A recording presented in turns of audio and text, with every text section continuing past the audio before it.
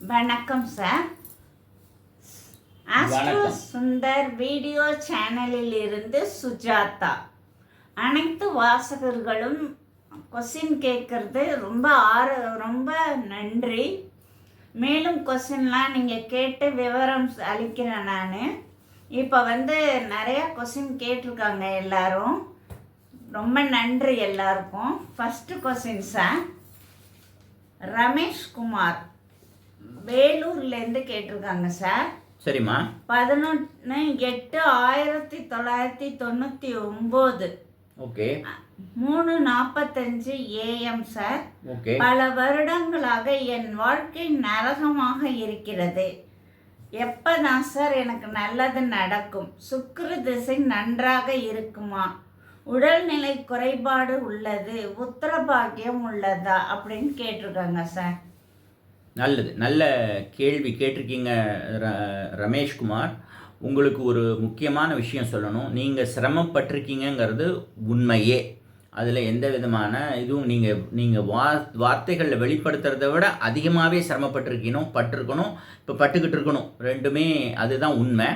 இப்போ உங்களுக்கு இதற்கு முன்னாடி நடந்தது கேது தசை. இந்த கேது தசை உங்களுக்கு ஒரு மாரக தசை போன்ற ஒரு சிரமங்களை, நோய்களை, இந்த மாதிரியான உடல் பாதிப்புகளை கொடுத்துருக்கக்கூடிய திசையாக இருந்தது. அதனால் சிரமங்கள் அதிகமாக இருந்தது. தற்பொழுது நடக்கக்கூடிய தசை சுக்கிர தசை. இந்த சுக்கிர தசை 2023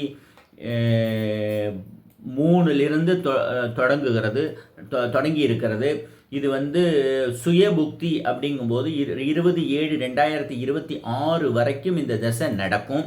இந்த புக்தி நடக்கும், சுயபுக்தி நடக்கும். இந்த சுயபுக்தி நடக்கிற காலத்தில் என்ன நடக்கும் அப்படின்னு கேட்டால், இந்த திசையுமே ஒரு சிரமமான காலகட்டங்கள். குடும்பத்தில் பிரச்சனை, கிட்டத்தட்ட செலவுகள், நஷ்டங்கள், இதெல்லாம் நடக்கக்கூடியது. இது ஒரு 5-12 கூடிய திசையாக வர்றதுனால நிறைய சிரமங்களை சந்திக்கக்கூடிய இது கிட்டத்தட்ட ஒரு மரண திசை போன்று தன் மரணத்திற்கு இணையான இழப்புகளை கொடுக்கக்கூடிய திசை இந்த திசை.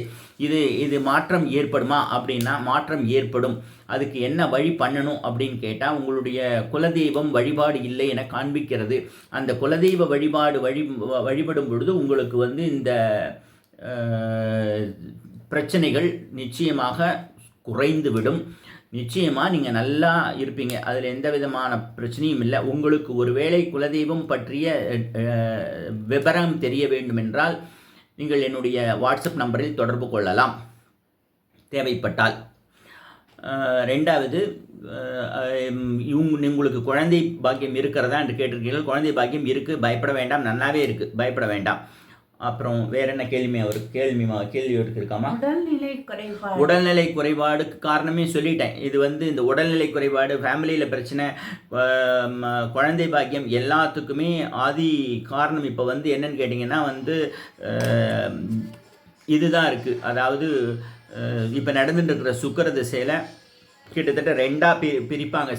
சில பேர் 10 வருஷம், முதல் 10 வருஷமாகவும் 2வது 10 வருஷமாக பிரிப்பாங்க.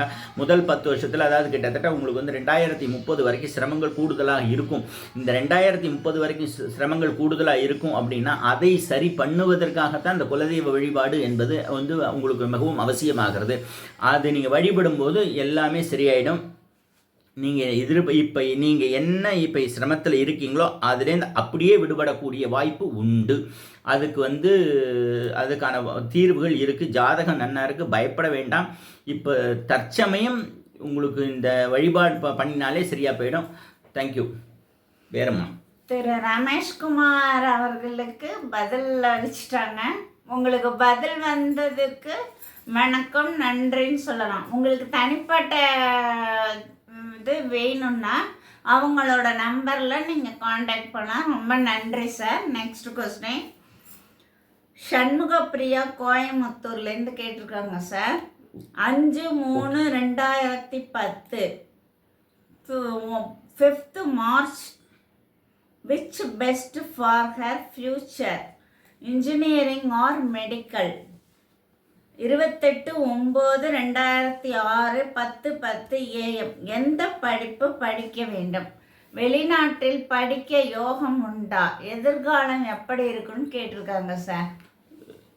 அதாவது சண்முக பிரியா அப்படிங்கிறவங்க 5th மார்ச் 2010 ஆமாம் sir 5th March 2010 3:40 PM Coimbatore. 5/3/2010 sir. 5/3/2010 3:40 PM என்ன படிப்பு படிக்கலாம்? 5th March 2010 which is best for her future, engineering or medical. Engineering or medical, this is the question which she asked. Shanmuga Priya has asked for her daughter 5th March 2010 3:40 PM, Visakha star, Tula Rashi, Kadaka Lagnam. See, now as per this present scenario, her birth wish for this life is medical. But when analyzing the chart, the supportive for medical is little less. Even then, birth wish is medical, thereby she will get into medical services. It is very much possible. So the deciding factor comes during 2026. 2026 is the deciding year for her to get into medical services. And even if it is a medical service, 1 minute, medical service only is the possibility is there, and she can go out of that means foreign country and she will serve like that. This is the possibility. Life after marriage is there, especially gynecological type of study is very much showing it is showing gynecological related studies. Thank you, Miss Shanmuga Priya, for your daughter. You can encourage her for medical services, not for engineering. Thank you. அடுத்த கேள்வி. சண்முக பிரியா கோயம்புத்தூர், உங்களுக்கான பதில் அளிச்சாங்க. நீங்கள் நன்றி, வணக்கம். ஏதாவது பண்ணாதான் எங்களுக்கு உங்கள் ஆன்சர் ரீச் ஆயிடுச்சுன்னு தெரியும். தேங்க்யூ சண்முக பிரியா. சார், அடுத்த கேள்வி சார். லதா வெங்கட், கோயம்புத்தூர், 28/9/2006 10:10 AM.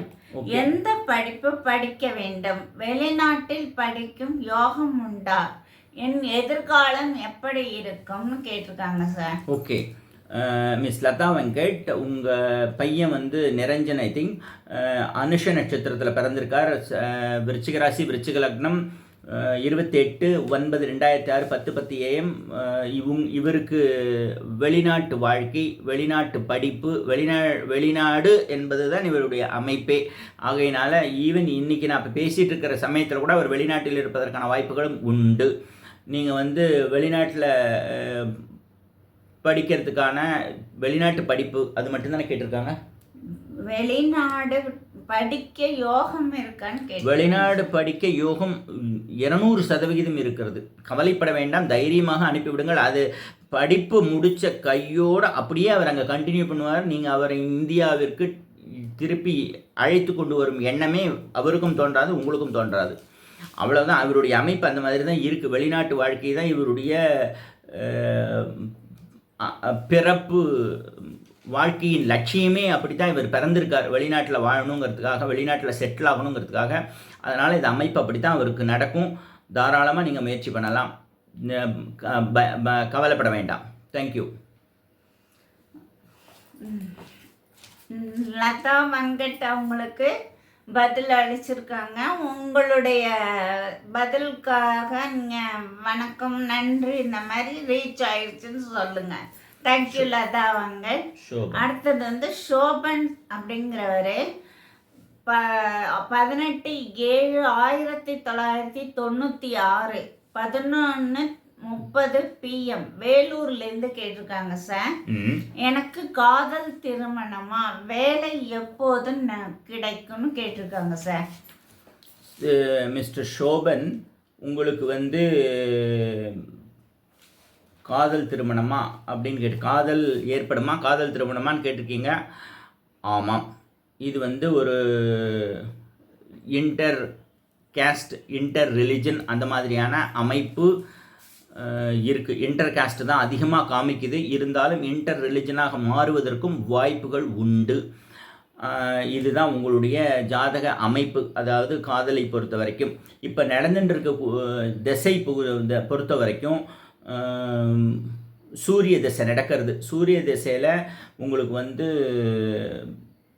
புதன் புக்தி நடக்குது 6/1/2025 வரைக்கும்.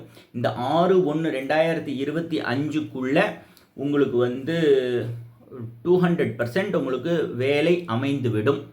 அதுக்குள்ளே அமைஞ்சிடும். ஏன்னா இப்போ நீங்கள் பேசிகிட்டு இருக்கிற காலத்திலேயே உங்களுக்கு ஏதாவது கன்ஃபர்மேஷன் கிடைப்பதற்கான வாய்ப்புகளும் உண்டு, இல்லைன்னு சொல்லலை. அதாவது 1 or 2 days இந்த மாதம், டிசம்பர் மாதம், ஜனவரியில் டெஃபினட்டாக உங்களுக்கு வேலை கிடச்சிரும். இதுதான் அமைப்பு. காதல் திருமணம் நிச்சயமாக காதல் திருமணம் தான் அமையும். அதுவும் இன்டர் கேஸ்டாக, இன்டர் ரிலீஜனாகவும் அமைய வாய்ப்புகள் உண்டு. அதுக்கு தகுந்த மாதிரி நீங்கள் உங்கள் வாழ்க்கையை அமைத்து கொள்ளவும். நன்றி, வணக்கம். வேற என்னம்மா? சுரேஷ் சோபன் என்பவருக்கு பதில் அளித்து விட்டார்கள். நீங்கள் வந்து வணக்கம் நன்றின்னு சொல்லுங்கள் சார். தேங்க்யூ. அடுத்தது செந்தில்குமார்ங்கிறவர் அமெரிக்காவிலேருந்து கேட்டிருக்காங்க சார். பங்கு சந்தை பற்றிய பதிவு உபயோகமாக இருக்கிறது, பதிவிடவும், டெய்லி தினமும் பதிவிடணும்னு கேட்டிருக்காங்க சார். வணக்கம் திரு செந்தில்குமார் அவர்களே. நீங்கள் வந்து இந்த பங்குச்சந்தை, அது அமெரிக்க பங்குச்சந்தையாகட்டும் சரி, இந்திய பங்குச்சந்தையாகட்டும் சரி, நான் அடிக்கடி பதிவிட்டு வருகிறேன். அது மிகவும் சரியாகவே இருக்கிறது என்று பலரும் கருத்துக்களை சொல்லியிருக்கிறார்கள். நேரம் மின்மை காரணமாக சில நேரங்களில் என்னால் பதிவிட முடியவில்லை என்பதுதான் உண்மை. பதிவிட முயற்சிக்கிறேன். உங்களுடைய ஆறுதலுக்கு, உங்களுடைய ஆதரவிற்கு மிகவும் நன்றி. தேங்க்யூ. I will continue. நன்றி. Thank you very much. அனைத்து வாசகர்களுக்கும் ஒரு வேண்டுகோள், தினப்பலன் டெய்லி போடுறாங்க. அது வந்து உண்மையாக இருக்குன்னு சில பேர் சொல்கிறாங்க. நீங்கள் அதை பார்த்துட்டு அதுக்கப்புறம் சொல்லுங்கள். இவ்வளோ கொஸ்டின் கேட்டதுக்கு நன்றி. மேலும் கொஸ்டின் கேளுங்க, நான் ஆன்சர். அப்படி தனிப்பட்ட விஷயமா கேட்கணுன்னா அவங்க நம்பர் கான்டாக்ட் பண்ணி ஜாதகத்தை அனுப்பி கேளுங்க. தேங்க்யூ. நன்றிம்மா.